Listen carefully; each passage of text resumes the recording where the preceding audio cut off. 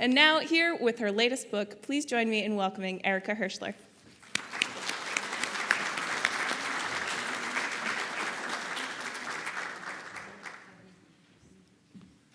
Thank you very much. There is a book, actually, just hot off the press, and inexpensive. I do not get royalties, so buy a lot and support the Museum of Fine Arts.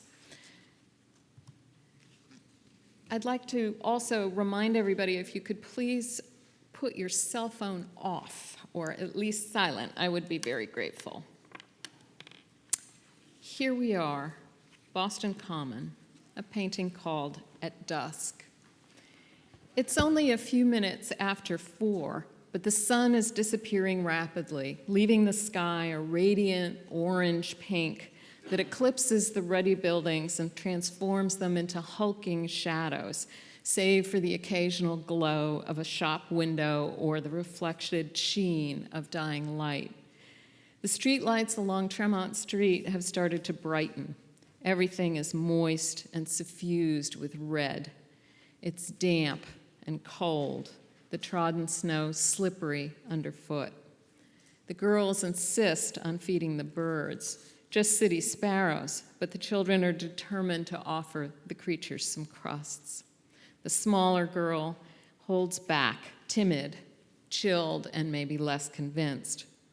The woman reaches forward to gather up her charges and to get them home, into the warmth and away from the crush of streetcars and their spill of passengers, a group of them now marching up the promenade, enjoying their cigars and the sting of frozen air before heading inside to whatever domestic bliss or affliction awaits them. And it's with this scene in mind that Childe Hassam turns around and heads up the block to his studio.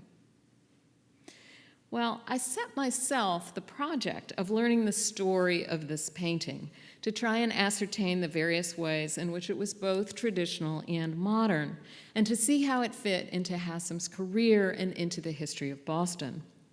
I learned that both Hassam and the city he depicted in 1885-86 were at points of transition. The artist, from a magazine illustrator and pastoral watercolorist to an ambitious painter and a chronicler of the modern scene. Boston, changing from a Yankee enclave of stately brick and granite row houses to an eclectic and increasingly diverse commercial center led by its first Irish mayor. Hassam's painting projects a calm and elegant charm, but nonetheless it registers these tumultuous shifts in the urban fabric, including the city's crowds of workers and shoppers, new ideas about appropriate social behavior for women, modern developments in public transportation and lighting, and constant, frenetic building campaigns that were remaking the streets around Boston Common. I'll start today with the artist, Childe Hassam, seen here in a later photo from the 1890s in his studio. Hassam was at the very beginning of his career when he painted his carefully observed view of Boston Common at twilight. And in fact, his studio was just around the corner on West Street, so the scene he painted would have been very familiar to him. Hassam was born in 1859 and raised in Dorchester, Massachusetts. He was the son of Frederick Fitch Hassam, a merchant, and his wife, Rosa Hawthorne Hassam. Frederick Hassam was a cutler, a manufacturer of high-quality razors and knives, who joined his brother Roswell Hassam in business on Washington Street. And you can see here the listing in the Boston City Directory from 1862, Hassam Brothers Cutlers. And they supplied Bowie knives, like the one that you see at upper right, to Union soldiers during the Civil War. Both of Hassam's parents were proud of their long New England lineage. Frederick Hassam collected historic American furnishings, and the artist Hassam later remembered making his very first sketches of an old-fashioned coach that his father had bought and kept in the family barn in Dorchester. Young Hassam showed an aptitude for drawing during his public school years, and in the late 1870s, after failing to thrive in his first job as an accountant, he turned to art as a profession. In 1876, he began to study with a wood engraver in Boston, working as an illustrator for magazines, advertisements, trade cards, and the like. His early career very similar to another Boston artist's, Winslow Homer. This, of course, was the golden age of the American illustrated press, and I'm just showing you here pages from Harper's Magazine, one of the many illustrated journals that were popular at the time. And at the lower right, an image of men at work in a wood engraving shop at one of these magazines. These illustrated journals and the pictures they contained were an important source for some of Hassam's earliest themes. Early on, he also studied anatomy and figure drawing, although to be honest with you, he was never very good at drawing the human form.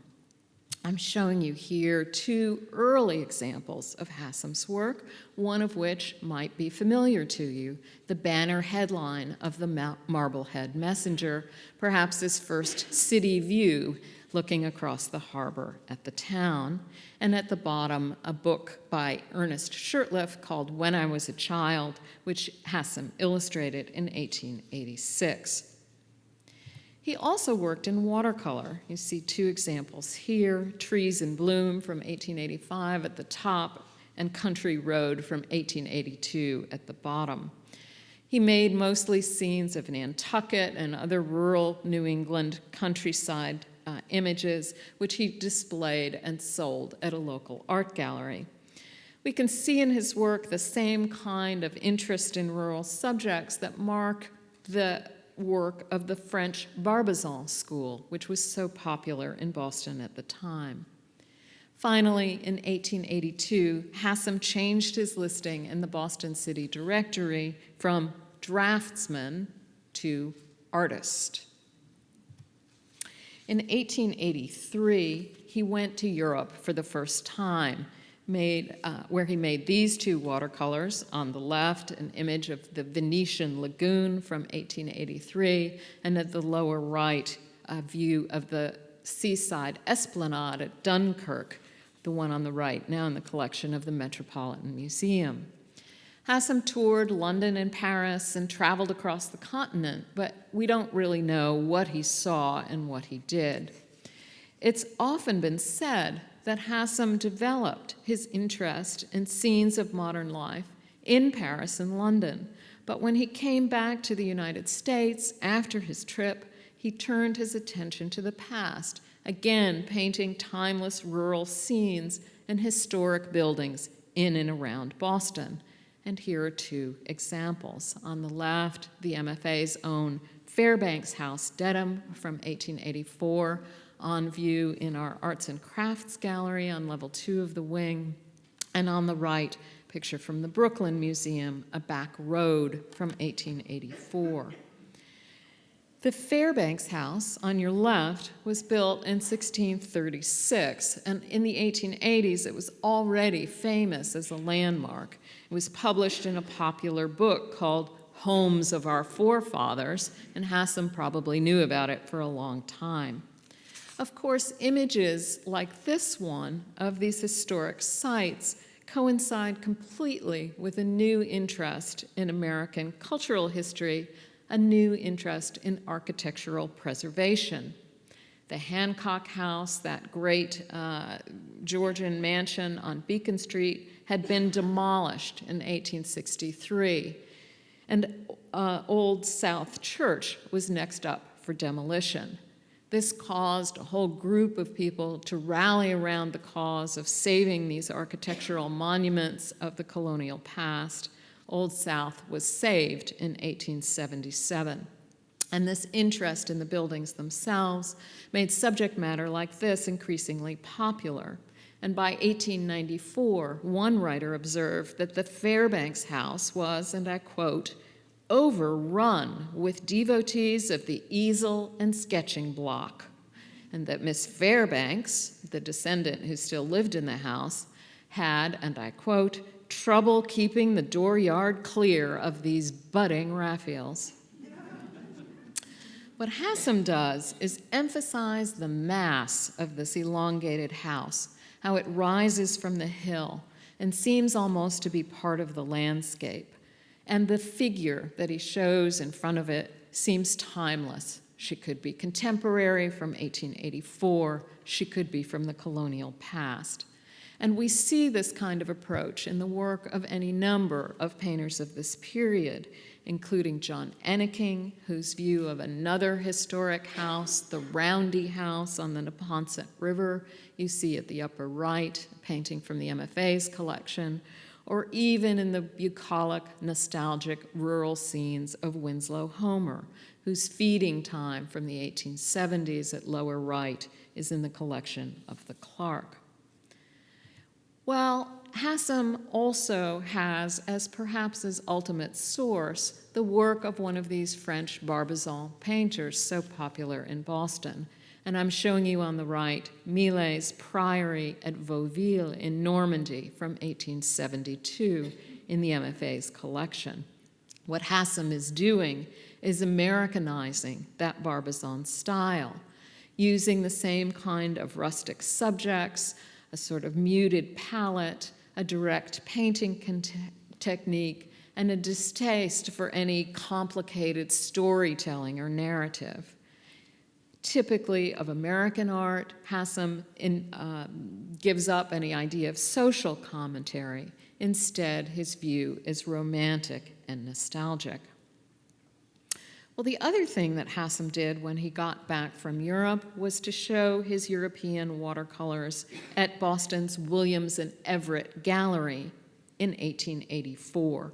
He showed 67 watercolors there, including the one you see at upper right, again, the Esplanade at Dunkirk.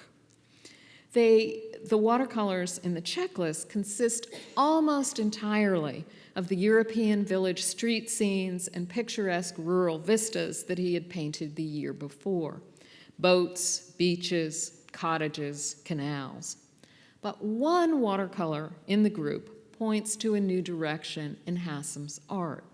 For slipped into that exhibition checklist, in between a Spanish town and the Tower of San Marco in the Doge's Palace, was a new subject: Beacon Street and the Public Garden Morning, which probably looked something like the work at lower right, Hassam's Boston Public Garden from about 1885. There had been other changes for Hassam as well. In 1884, he married Catherine Maud Doane, who he shows here in this particularly beautiful watercolor called Maud's Sewing from 1883. Catherine Doane was the daughter of a photographer who had established himself as a daguerreotypist in Montreal, but when that technology went out the window with new advances in photography, he came to Boston and became an artist. Catherine and Childe Hassam moved into this building, the Albemarle, in Boston's newly expanded South End. This is at Columbus and Clarendon Street. It's still there, as you can see, built in 1876. It was an apartment building of French flats, which means that the apartments, instead of being up and down, were all on a single level. And from this apartment building on Columbus Avenue, Hassam began to paint his own surroundings. And I'm showing you here two of his views of Columbus Avenue. At the upper left, one from the Worcester Art Museum. At lower right, one from the Courier Art Gallery in Manchester, both of them 1885, both of them looking up Columbus Avenue, looking northeast towards the clock tower that you can see in the distance, which once stood at the Boston and Providence Railway Station, which used to be in Park Square. And you can see he's interested in showing the same view at different times of day. Hassam wrote that Columbus Avenue was, and I quote, all paved in asphalt, and I used to think it very pretty when it was wet and shining and caught the reflections of passing people and vehicles. I was always interested in the movements of humanity in the street, and I painted my first picture from my window. The subject matter of urban life in the modern city is one of the favorite themes, of course, of the French Impressionists, although Hassam's views and his palette are quite different, with dark rust red tonalities that are more often associated with that Barbizon school. Aside from our own painting, the most famous of these views is this one, Rainy Day, Boston, from 1885, now in the Toledo Museum of Art. It documents the wonderful transformation of Boston during this period, with its new broad boulevards, its French-inspired architecture of mansard roofs lining the avenues, of the expanded public transportation, just visible here with a trolley car that you can see in the distance. This neighborhood had only been developed in the 1870s and 80s. Everything you see was really brand new. And Hassam's image celebrate that modernity, the wide boulevard with its ample room for carriages, horse-drawn trolleys, and well-dressed pedestrians. The innovative asphalt pavement replacing cobblestones. The relentless recession of new and similarly styled buildings. Critics responded that Hassam unusually had made great beauty out of, and I quote, silent piles of brick and stone houses whose facades looked so moist and grim. If you're wondering where this is, Columbus Avenue at the intersection of West Canton Street. This is the same building, now obscured by trees. It's about the only thing that's left. You're looking down to where the tower of the station used to be. A lot of people think that Hassam must have seen Caillebott's Paris Rainy Day from 1876-7, now in the Art Institute of Chicago. And Hassam's work has been compared directly to that of the French Impressionists, most notably to this Caillebott. But despite their superficial similarities, Caillebott's painting is much more modern, with its flattened decorative forms, its silhouettes, and its cropped figures. And Hassam was extremely unlikely ever to have seen Caillebott's painting. Paris Street, Rainy Day, had been shown in the third Impressionist exhibition in 1877 in Paris, and it received a lot of notice in the French language press. But then the painting disappeared entirely from public view until after Caillebott's death in 1894. Hassam was much more likely to have been influenced by this kind of art. Painters of the so-called juste milieu, the painters who were much less avant-garde than their Impressionist counterparts, but who also took an interest in modern life. Hassam certainly would have been familiar with the prints that crossed the Atlantic so freely, and I'm showing you an example here by a French artist named Félix Bouot from 1876, showing winter morning on the Quai Hôtel de Dieu in Paris, with a similar lineup of carriages on a rainy street. As an illustrator, Hassam certainly would have seen images like this one. Hassam claimed that photographs were not at all part of his artistic practice, but surely his eye was informed by them, particularly the popular and ubiquitous city scenes that were available in the form of stereographs, like the one you see at the bottom showing Old South Church. And they, too, often employ this rushing foreground, wide open, and a deep sense of perspective. When looking at Hassam's work, we might also consider the work of an Italian painter named Giuseppe de Nittis, whose work you see here on the right, this one in a private collection showing Piccadilly in London in 1875. De Nittis was active in Paris, exhibited widely there, and was a friend of none other than Gustave Caillebotte, whom he knew and with whom he had worked, and De Nittis is often cited as a source for Caillebotte's own paintings. So all of these works lead us to our main event, At Dusk, Boston Common at Twilight. Rush Hour, Tremont Street, 1885, the same year that Henry James published his novel, The Bostonians. And what Hassam shows us is the contrast between the bustle of lights and streetcars on the left with the calm, snow-laden park on the right. He uses a dramatic, receding perspective, marked off with those repeating lines of trees, benches, fence posts, bollards, which seem to accelerate as they move towards the back, perhaps an imitation of the accelerating rhythm of the modern city. He uses a dull palette of twilight, enlivened with flickers of orange. He's fascinated with different kinds of light, artificial light of the street lights, the natural light of the sky, and my favorite, the lit glow of the end of a cigarette. Well, where are we exactly looking at this scene? It's an area we know well, and thanks to Google Maps, we can see that we are somewhere along Tremont Street. And if we look at a map, I've pointed out the direction for you. Hassam must have been standing somewhere where Tremont Street straightens out, because we don't see any evidence of a curve in his composition. So he must have been standing somewhere between present-day West and Avery Streets. Well, what was this area like when Hassam was there? Here's an 1883 map of the same place, and I forgive the orientation of the map, which has shifted now.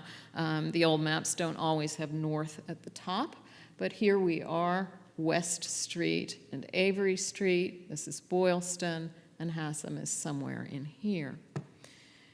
We can look closer and see that each individual structure is outlined, showing the property owners' names, some of them showing new buyers as these maps are updated over time.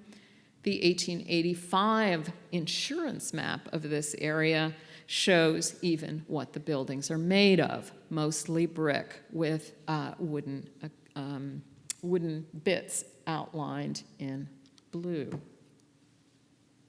It turns out that the neighborhood that Hassam was showing was one of the most mutable and changeable in Boston.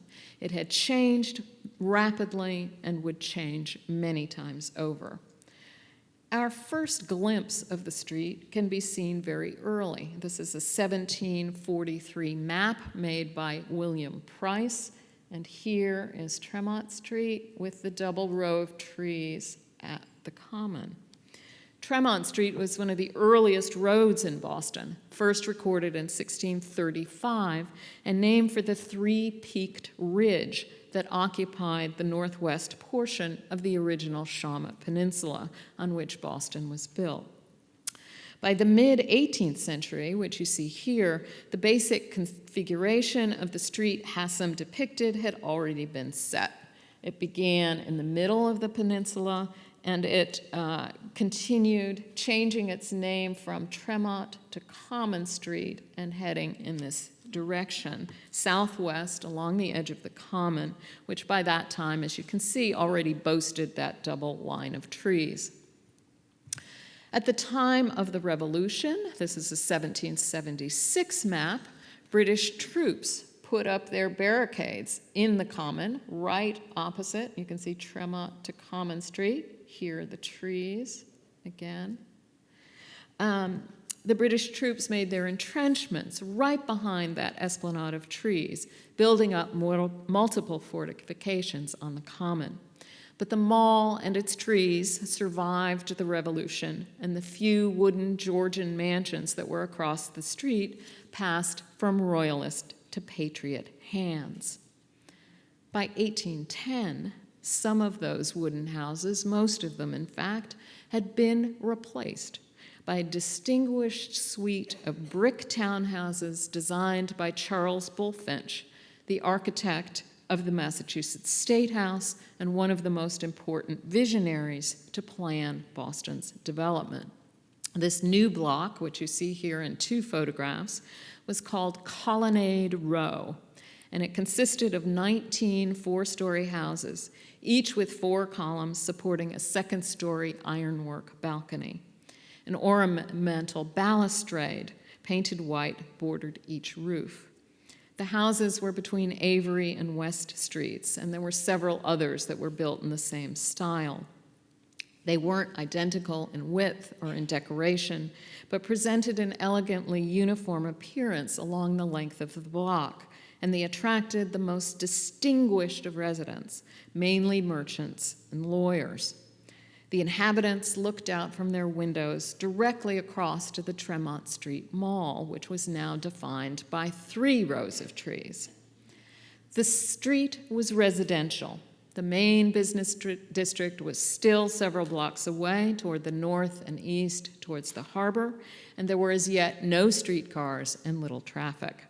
One of the city's most notable parades passed by here in August 1824, when General Lafayette made his triumphal return to the United States, stopping his procession along Colonnade Row to offer a salute to the patriot and statesman John Hancock's widow, Dorothy Hancock, who was watching from one of these balconies. But soon, the harmony was broken with new construction. I'm showing you here the earliest section of a building called the Evans House, a 5-story mansard-roofed Italianate brownstone that was erected in 1859-60 and then expanded in the late 1860s. And even at its modest 5-story height, you can see how it towered over the extant row houses and the stores that came to populate its ground and second floors hastened the shift along the street from residential to commercial. By 1865, the Evans House was advertised as a residential hotel. Pleasantly situated, according to an 1881 guidebook, it offered elevator service and all modern improvements. It was favored by actors who appreciated its proximity to the theaters that were 1 block back on Washington Street. And it also housed the influential Boston Cooking School, which offered classes at the Evans House beginning in 1879, almost 20 years before alumna Fanny Farmer brought the school everlasting fame with her cookbook. Further up Tremont Street, in the opposite direction from Hassam's view, stood these 2 buildings, important cultural establishments that anchored the neighborhood. On the left, Horticultural Hall, and on the right, the Studio Building. Horticultural Hall was the second home of the Massachusetts Horticultural Society. It stood at 101 Tremont, opposite the burying ground. It was built in 1865 of white granite in what you can see is an extremely exuberant Italianate style, with ample space for displays and public programs in the interior. In addition to the columns, pilasters, urns on the facade, it was ornamented with 3 monumental figures made by local sculptor Martin Milmore, showing Ceres, Flora, and Pomona. Across Bromfield Street, here, the Studio Building was described in one guidebook as a perfect hive of artists. Many of the city's best-known artists had studios there, And they didn't only work there, but they also held public receptions and exhibitions, either in their own studios or in the building's larger space, Alston Hall. And it was the artistic heart of the city. A lot of the new buildings along this row had public performance spaces, and it really brought a lot of people to the neighborhood. Continuing down the block, we see St. Paul's. Its severe Greek revival facade, completed in 1820, and today the only building that survives, now embellished with a nautilus shell in its pediment, reflecting perhaps its status as the only structure that has kept living within itself. Next door to St. Paul's, and here's St. Paul's again, you see this weird semi-Gothic confection, a castellated, twin-towered structure designed by architect Isaiah Rogers to house the Grand Lodge of Massachusetts. But the Masons moved out in 1857 and sold this building to the U.S. government for use as a United States courthouse, a function it served until 1885, the year of Hassam's painting, when it was leased to R.H. Stearns and Company and became a department store. The Masons moved up the street to the corner of Tremont and Boylston and took over a few floors of the Winthrop House Hotel, which you see here on your left, built in 1850. And again, towering over the row houses that you can just see a little hint of here. But in 1864, the Winthrop House was entirely gutted by fire, which you see here on the right, and the Masons were forced to rebuild, this time building a purpose-built, supposedly fireproof granite structure, a 7-story Gothic confection anchoring the corner of Boylston and Tremont. And this is it, the Grand Lodge. Some of you might know that the Grand Lodge of Massachusetts still is on the corner of Boylston and Tremont, but not in this building any longer. This one was punctuated with elegant arches and a slender tower at the top that rose to 120 feet. It was described as one of the finest specimens of Gothic architecture in the country. And it was designed by architect Merrill Wheelock and dedicated with the participation of President Andrew Johnson in June 1867. The building, in somewhat abbreviated form, anchors the end of Hassam's view of Tremont Street. And we can just barely make it out at the end of the block. And here, its lights sparkling through the scrim of trees, we can see yet another architectural innovation. The Hotel Pelham on Boylston, kitty corner across the street from the Masons, a large 6-story freestone structure built in 1857 and astonishingly moved while occupied 14 feet to the west when Tremont Street, south of the Common, was widened in 1869. The Pelham occasioned that great engineering feat of the age, but it also represented an entirely new way of living. Designed by architect Arthur Stone, who was at the time working for the firm of Arthur Gilman, the Hotel Pelham was the city's first purpose-built apartment building, and it was probably the first apartment building in the United States. As you can see, and as one writer had already put it by 1869, Tremont streets, and I quote, "quiet and beautiful homes are fast giving way, block by block, to the march of improvement, and with the horse cars in front and the numerous stores that are now being established here, almost from month to month, this hitherto sedate and handsome neighborhood is rapidly being converted into what, in a few years at farthest, must prove to be one of the busiest and noisiest thoroughfares in the heart of the city." This engraved view of part of Tremont Street that you see at the top shows a variety of businesses, from sewing machine companies to dental supply companies to ice cream parlors and piano stores.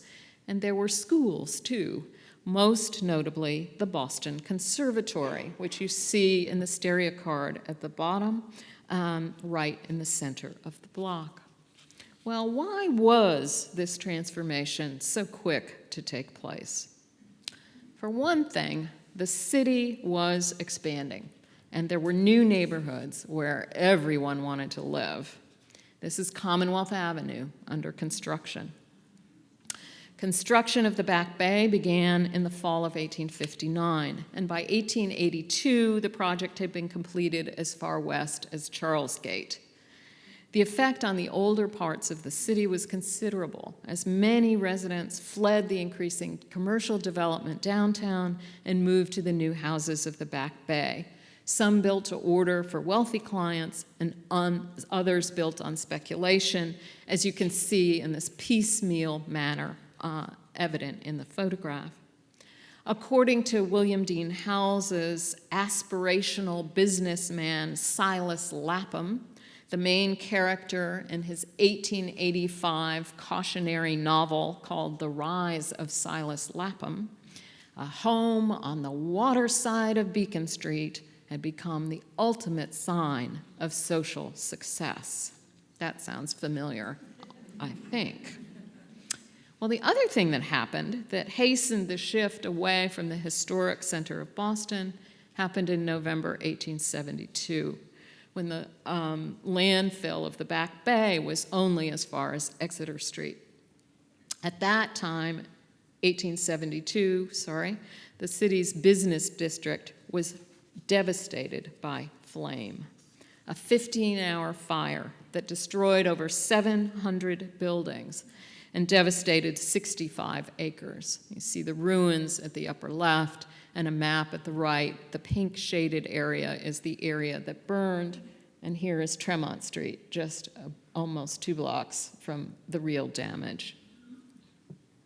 Businesses were quick to expand and rebuild, but they also took over areas that had once been residential, including parcels on Tremont Street.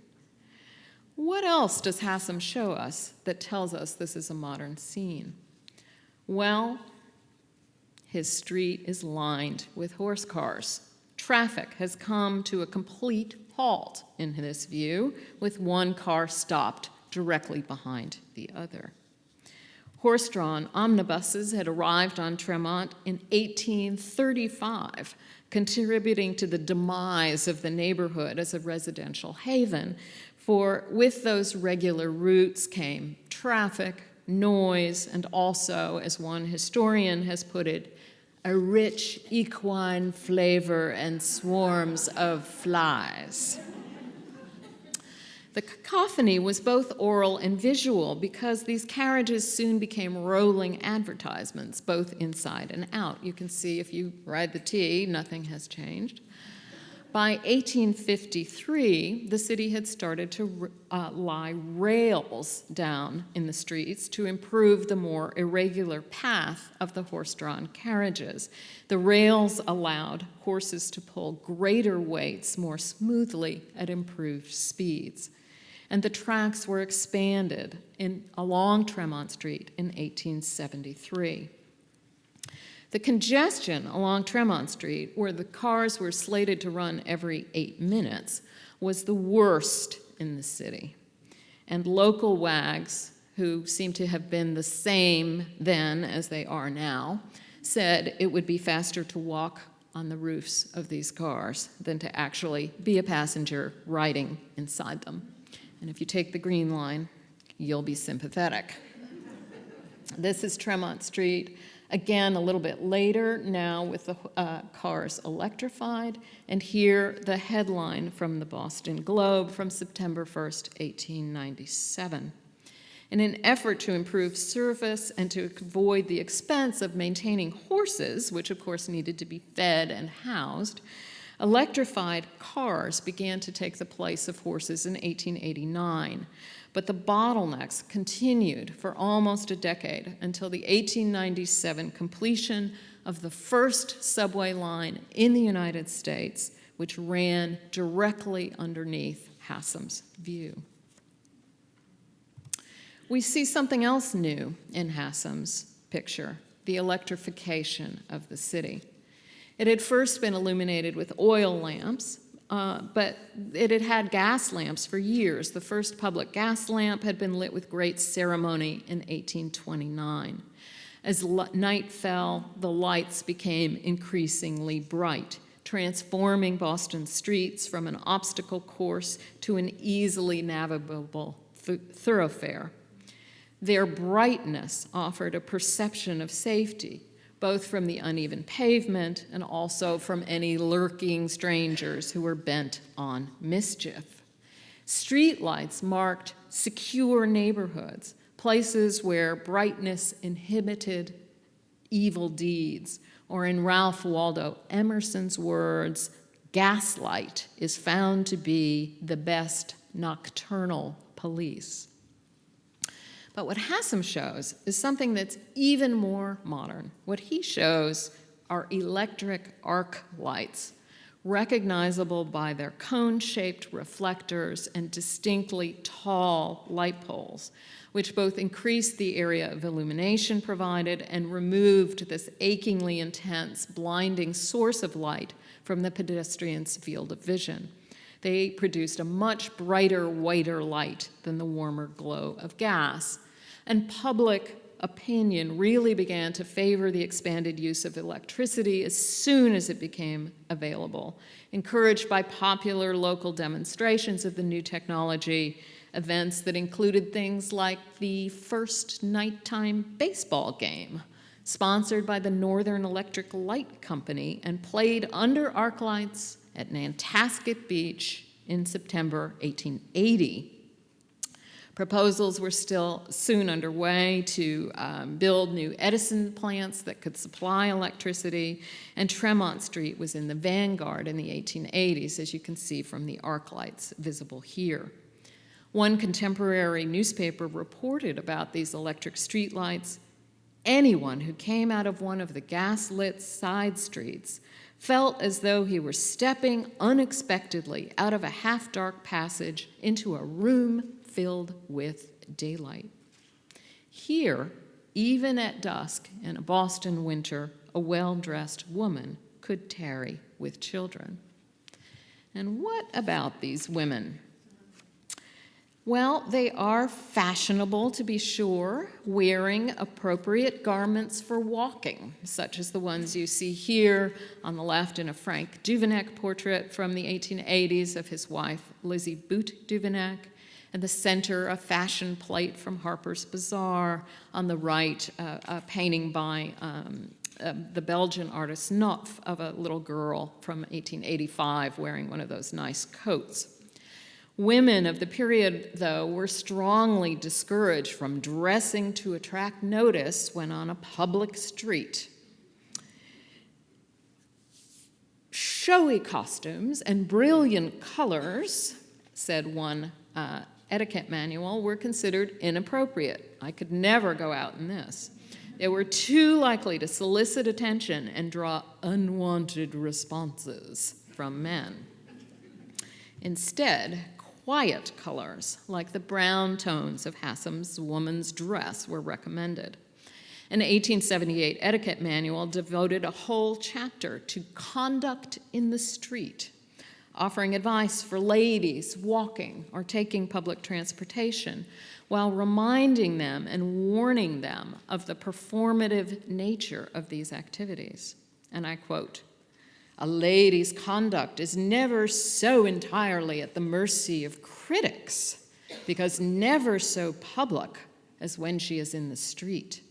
Her dress, her carriage, her walk will all be exposed to notice. Every passerby will look at her, if it is only for a glance. Every unladylike action will be marked, and no position will a dignified, ladylike deportment be more certain to command respect. One rule you must lay down with regard to a walking dress: it must never be conspicuous." in a way, Hassam uses the woman and these children to tame his urban scene. It gives it a sentimental cast. It domesticates it and feminizes it and really turns this very modern public setting into something more comfortable. The streetlights and well-lit shops help make this commercial neighborhood an acceptable place for women to walk freely. But it wasn't just technology that had shifted the city's urban dynamic. Women were changing too. And let me show you one of my favorite portraits of a woman from 1885, Ellen Day Hale's self-portrait. Boston, like the Bostonian Ellen Day Hale, for example, was particularly famous for its female reformers and activists. So famous, in fact, that they were satirized in fiction for their intellect, their single-minded dedication, and their public efforts to transform various causes. They provided James with the subject for his novel, The Bostonians, published in Century magazine first in 1885, just when Hassam began his ambitious picture. Boston women met with remarkable success in healthcare, welfare, education, politics, sports, dress reform, historic preservation, conservation, and the arts. But among their accomplishments was a very notable public shift, the ease and comfort with which an unaccompanied woman of good character could navigate the city of Boston. The freedom to travel around, as etiquette at Florence Howe put it, to go about where and in whatever way we please, was praised as a hallmark of American society that differentiated it from Europe.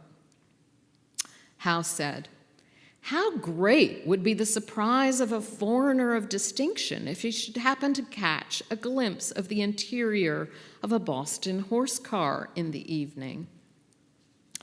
If you should tell him that those groups of ladies without any attendant cavalier belong to Boston's best, and that the friendly horse car would carry them safe and unmolested almost to their very doors, he would scarcely believe the testimony."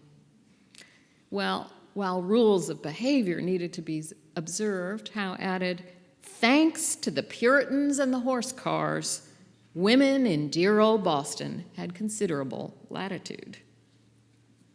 Well, opposite the physical and social developments that Hassam showed, the unchanging common opens up at right. The common, then as now, was a place of respite and play, and it offered a number of amusements, even in winter. Coasting on the common was a spectator sport, as you can see at the top in a magazine illustration, and you could buy things to eat from characters like Apple Mary, so famous and so long-lived that she became the subject of a number of stereocards. And it boasted illuminated pathways that Hassam carefully studied at around this same time in this picture from the Florence Griswold Museum in Connecticut, balancing the glow of lights and the geometry of the pedestrian walkways with the glitter of newfound snow. It's very unlike, for example, the work of Jean Béraud, the French painter of city scenes, with whom Hassam, in his own day, was most often compared. And I'm showing you Béraud's Sunday at the Church of Saint-Philippe, Paris, from 1877, now in the collection of the Metropolitan Museum. Hassam's view, unlike this one, maintains a connection to nature. Hassam's muted palette, with its harmonies of rust and brown, recalls the pensive sunsets of his artistic colleagues, the tonalists, that late 19th century alternative to the high-keyed colors of the Impressionists. And among Hassam's early heroes was this painter, George Fuller, whose Afterglow from 1884 in the Phillips collection I'm showing you here. Fuller inspired a poetic approach to depicting the landscape, in keeping with the region's devotion to the writings of Thoreau and Emerson. And the galleries and exhibition halls were full of paintings of sunsets and dusks. And Hassam borrowed this introspective mood of the pastoral twilight transferring its rusty glow into the russet brick buildings of the city, losing nothing of their delicate harmonies of color, but doing something now distinctly different, avoiding a rural scene to create an urban meditation, one that looked not only to the past, but also to the future. Well, what happened to Hassam and his painting after he finished it in 1886? He exhibited it in Boston, and in New York, and in Louisville, Kentucky, and while it garnered critical attention, it never found a buyer. In 1887, Hassam held a solo exhibition in Boston with the intention of selling absolutely everything in his studio to support the cost of his trip with his wife to settle in Paris. And his view of Tremont Street, which he entitled At Dusk, was apparently sold to someone named Daniels, which we know only because this catalog that you see from on the left in our library is annotated. Hassam left for France and began to turn his attention to a new city, as you can see in our own Grand Prix Day from 1887 on the right, now painting it with a much brighter palette and the flickering brushstrokes of Impressionism. But still, his themes in Paris, which you see two of here, were remarkably similar to the themes he had painted in Boston: wet pavements, trolley cars, and the life of the city. When Hassam returned to the United States and to Boston, he continued to render the urban scene, Boston on the left and our own Charles River and Beacon Hill from the early 1890s, and on the right, a view of Washington Square in New York. He kept making urban scenes when he moved to New York in 1889, aligning himself with the Impressionist movement, setting himself up really as an alternative for American collectors who wanted something more patriotic, but still an Impressionist scene. But Hassam also always maintained his interest in the colonial past, and for all of his city scenes, he made just as many images of colonial buildings in and around New England, like these two, on the left, the Colonial Church at Old Lyme, and on the right, Trinity Church in Newport. At Appledore on the Isles of Shoals, he produced watercolors and oils that are arguably the finest works of his career, and I'm showing you Hassam on the left, on the porch of a hotel in Appledore, and at right, one of these watercolors. He became the most accomplished American practitioners of the Impressionist style. He always maintained his fascination with urban views, now in New York, often showing them in snow or wet weather, like the late afternoon winter view from the Brooklyn Museum you see on the left. But he also became intrigued with the new vantage points that New York's tall buildings provided, like the one on the right of Union Square in the spring in 1896, now in the collection of Smith College. His interest here in surface pattern and geometry and in new vantage points is interesting because those topics have become so identified with modern art, something that Hassam came to despise. He was reinvigorated as a painter by the patriotic displays in New York at the beginning of World War I, and where he completely domesticated the French Impressionist style and turned it into an American one. Here, for example, in Allies' Day, May 1917, from the collection of the National Gallery. This could only be New York, with its buildings and its flags. And what then became of At Dusk, Boston Common at Twilight? Well, we know that the insurance man Samuel Appleton owned it by about 1893. His daughter remembered that her father had had it hanging in his office for a while before he had a house large enough to accommodate it. Appleton, as you can see here in his obituary from the New York Times, had been left unemployed and penniless at 40 after the 1872 fire completely wiped out his building and his business.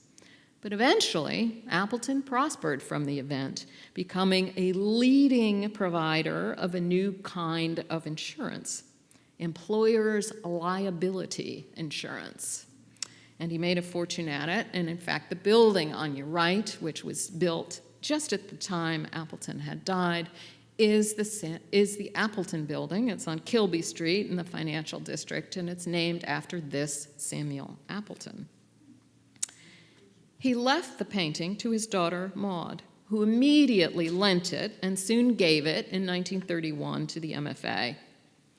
Hassam died in 1935, and his reputation fell victim both to changes in taste and perhaps also to his public irritability of the late career.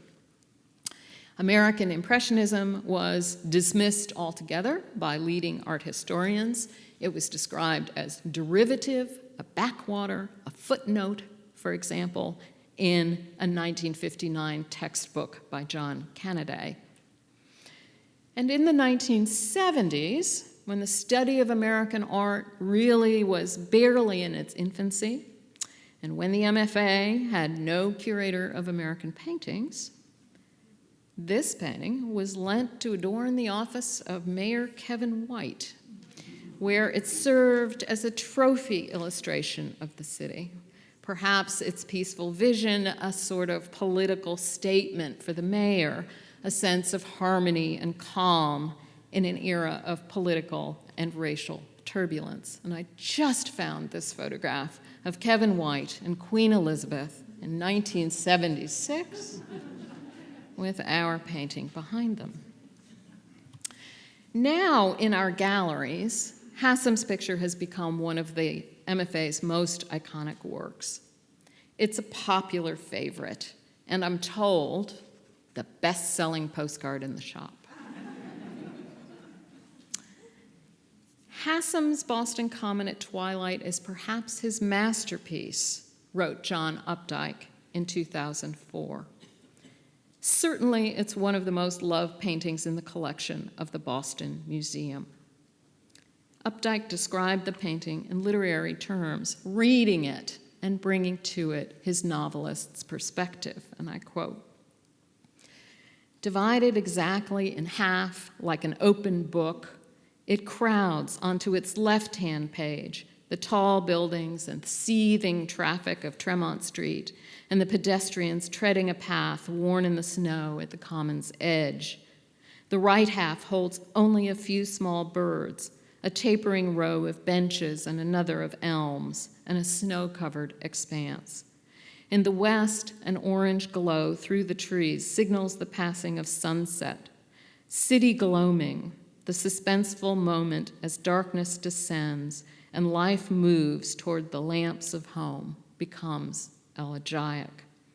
The tender foreground trio, a mother and her two children feeding the park sparrows, is rendered with a slightly awkward formality that Hassam brought to the human figure, and they are saved by it from sentimentality and over-animation. The viewer has no doubt that the subject of the painting is the dying orange light that tinges this frozen but inhabited urban extent." Updike concluded that Hassam's best works, quote, "take fire from a similar snow-shrouded moment in which we feel nature infiltrating and overshadowing a metropolis whose lights, nevertheless, continue to burn." Well, these lights kept burning, but Hassam's Tremont Street didn't last very long. One building replaced another in a continual state of metamorphosis, although it will be clear from any recent stroll down the block, and this is mine on a recent snowy day, very recent, that a butterfly really never emerged out of this chrysalis. Not one of the buildings that Hassam depicted remains. Even some of the newest structures that he showed were replaced in the 1890s and early 1900s. And since then, they too have been replaced by even newer construction, like Millennium Place, which took over where the Evans House Hotel used to be. Today, luxury condominiums have brought well-to-do residents back to Tremont Street, to the site of Colonnade Row. But at the same time, people still are hurrying along Tremont Street and sauntering down its promenade. And when a reddish sun sets early on a December afternoon, Hassam's picture remains in our mind's eye. The traffic still lines the street, the lamps still begin to glow, the trees still turn into silhouettes, bundled pedestrians still walk along the edge of the common. And in that way, Hassam's painting really brings together past and present. We can feel its cold and damp, hear the sounds of its afternoon rush, see the juxtaposition of its built environment and its open space. And even though that magic might last just for a minute, in that second, the art suspends time. Thank you.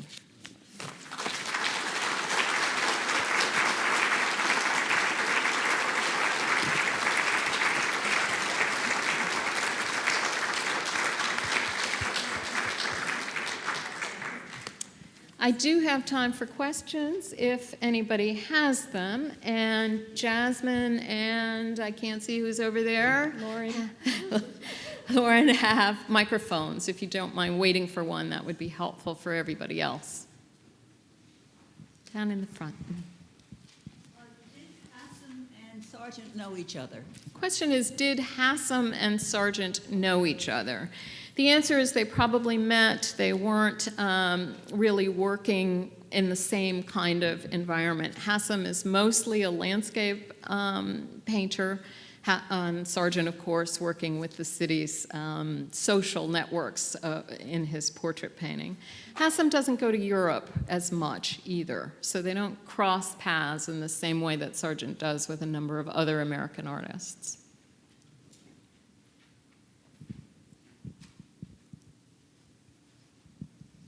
Erica, how could this fascinating, historically contextual presentation that you've given enter more into the visitor experience in a gallery?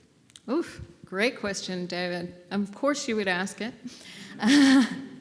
How can we bring this experience into the gallery? It's something we're really trying to do now.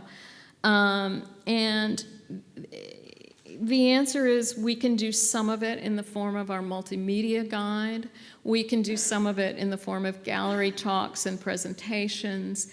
We can do some of it by maybe making something like this more available as you're standing in the gallery in some way, whether electronic or in print.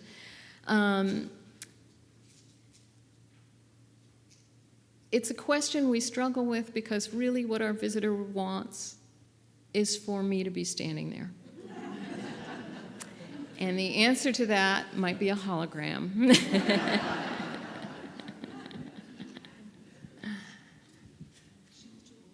I just want to know where this picture is in the museum. Okay, the question, where is this picture? It's on level 2 of the American wing. If you go through the main doors, walk through the Sargent Gallery and into the gallery called the Salon, where everything is hanging to the ceiling, and turn to your right, you will see it. It's right on the doorway in the American Impressionist Gallery.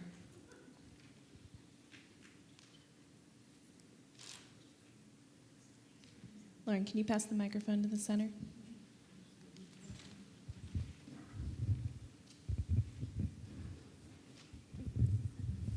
Thank you. I was so happy to hear you talk about the light because I know that I was never sure if this was electric or gas light.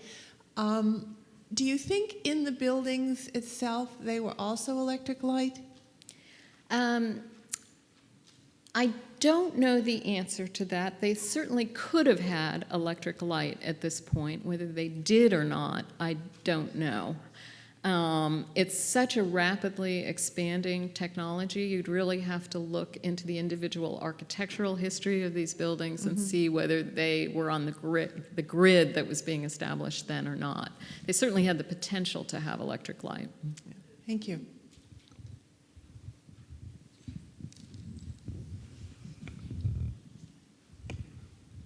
Thank you very much. It's always one of my favorite pictures, and just to have this knowledge is wonderful.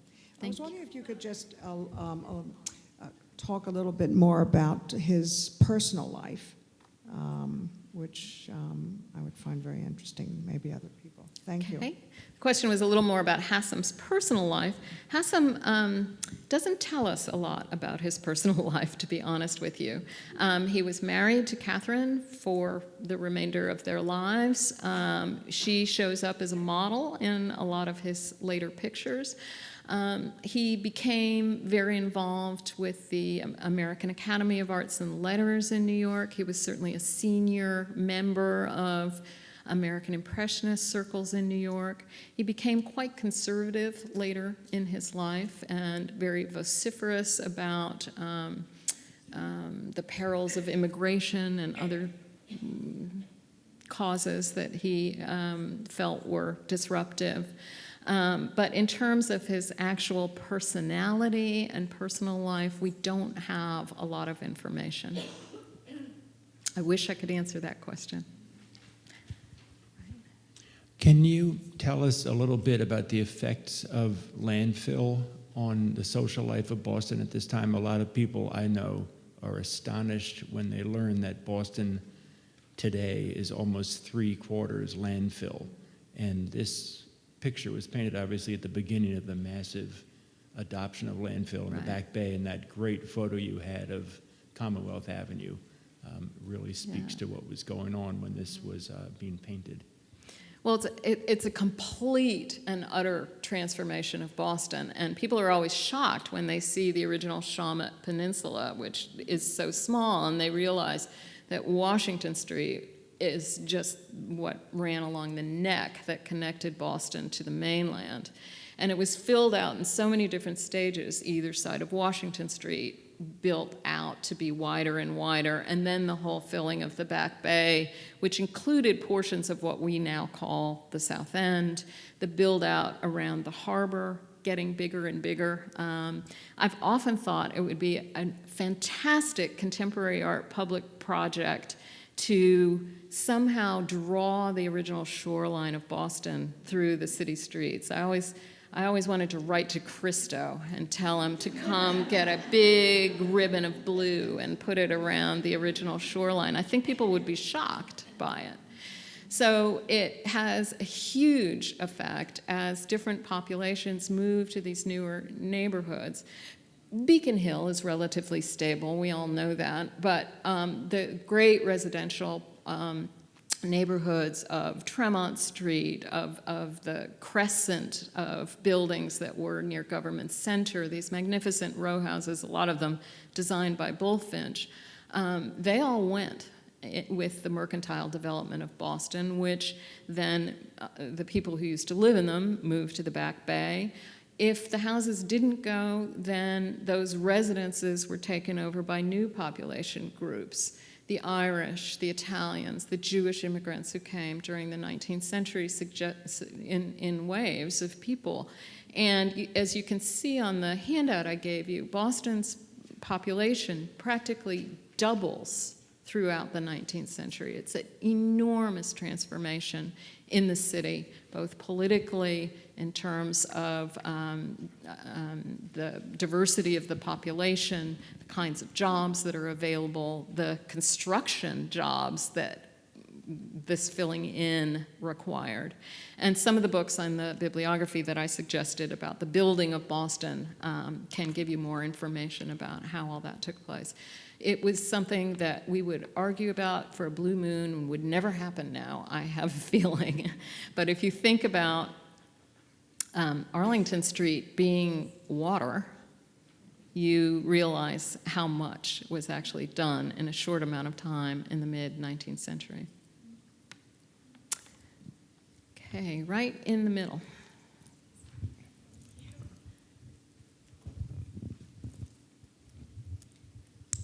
I'm sure we don't know who the woman is or her children, but where would they possibly be living to be, in this situation? Would they be living in Beacon Hill, or is there some other residential neighborhood right behind? Very good question. We don't know who the woman is.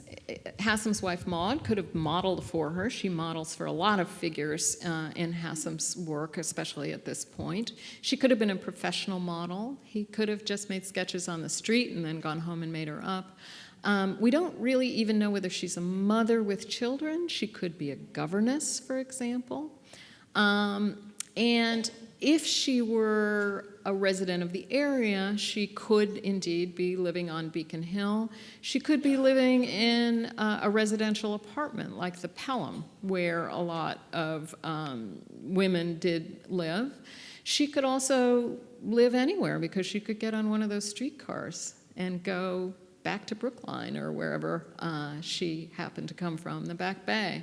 So it's what I find interesting here is the mobility that women had in the city, the freedom to move around on their own, under their own steam. I talk about this in the book, I didn't talk about it today, but there were also a lot of attractions for women in this neighborhood, a lot of shops. She could be a shop girl who's picked up her children after work. She could be going to the Boston Women's Club, which was further up on Tremont Street. So there are lots of possibilities, and I like that it's left a little open for speculation. I think maybe one more question, and then I'm going to scurry off to the bookshop, where I hope all of you will buy this extremely reasonably priced volume. And it's a great gift for dads and grads. Anyone? Well, thank you all very Thank much you. for coming. We'll see you in the lobby.